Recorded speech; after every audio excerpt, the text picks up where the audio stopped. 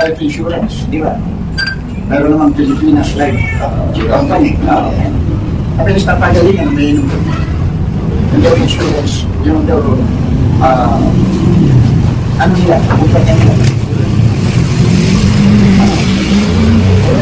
Mamatay. Matay, o ano, nakaway ito. Pag mamatay, 2,000 lang daw po. Insurance. Mas mabilis. 2 weeks. Mabilis. Eh sabi nung sa Global Life, doon na ito sa kumpanya namin. Mabilis ba ito? 1 linggo lang. Buwan na ka insurance. Kuha na rin.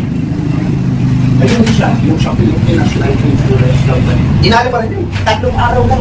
Buwan na ka insurance. Kuha na kami ng insurance. Mabilis. Kaya yung may insurance kami, mas mabilis. Mas mabilis. Inalo yung 2 linggo, 3 linggo. 3 araw na buwan. Sa akin, mas mabilis. Eh, meron nga, nakaano rin. Ano siya sa insurance na yun? Abay, ang trabaho niya nasa Makati. May ginagawa siya sa building. Abay, nandun din yung insurance namin. Nasa 20 floor. Nandun siya sa rooftop, 24th floor. Abay, nahulog eh. Nahulog yung tao. Abay, pagdaan doon sa bintana, ibinigay na yung insurance. Sumadaan doon sa bintana. Lalaki ka. Panay ang bintang ng lalaki. Ayaw naman aminin talaga. Hindi ko talaga ginagawa yun. Ako tapat sa'yo. Hindi. Kaya sabi sa akin, pare ko, kasama mo raw. Pare natin. Tapos, tagalan sa kasama mo raw. Basta, araw-araw yun, laging inaaway yung babae. Sumusumpa naman yung babae, talagang wala akong ginagawa mo sa'yo. Wala akong ginagawang naman sa'yo. Hindi kita pinagtataksilan. Hindi, ang dami nagsasabi sa akin eh. O maraming bahay dito, mga papi ko, mga kapilaan ko. Dahil isa, naglalakad sa hotel. Siguro na kung bigyan na lang ng babae. Kaya ikaw eh, tataka ng nila. Gusto mo, ano ba gusto mo? Mahiwalay na lang tayo. Ayaw ko eh, anong ginagano ako, sinasabi ko na sa iyo. Tapos magbibintangan mo. Mahiwalay tayo. Gaya ka lang mahiwalay. Ilang ba ka? Anak natin, 4. Atin tayo dyan. Dalawang babae, dalawang lalaki. Tig-isa tayo sa babae, tig-isa tayo sa lalaki para walang ati tayo sa dalawang. Kaya ito mamili ka kung sino ang gusto mong isama. Basta mag-iwalay na tayo. Hindi nakapamili na. Alis na sila mag-ama. Sabi sabi ng babae, tarantado, dama.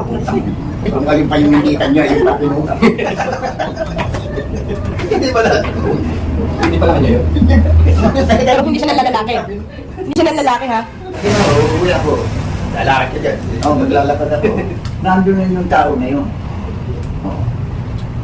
Hanggang doon siya magsara si Manang Lids.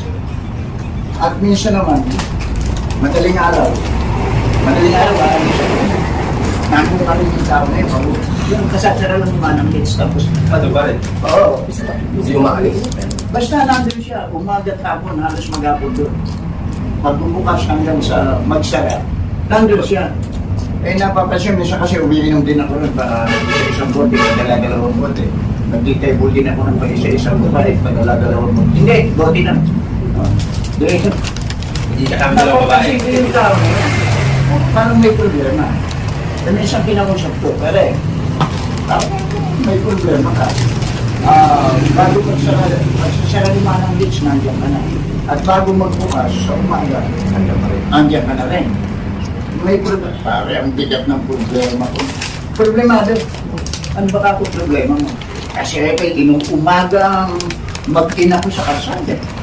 Yung anak kong dalaga, 18 anyos. Tapos yung asawa ko.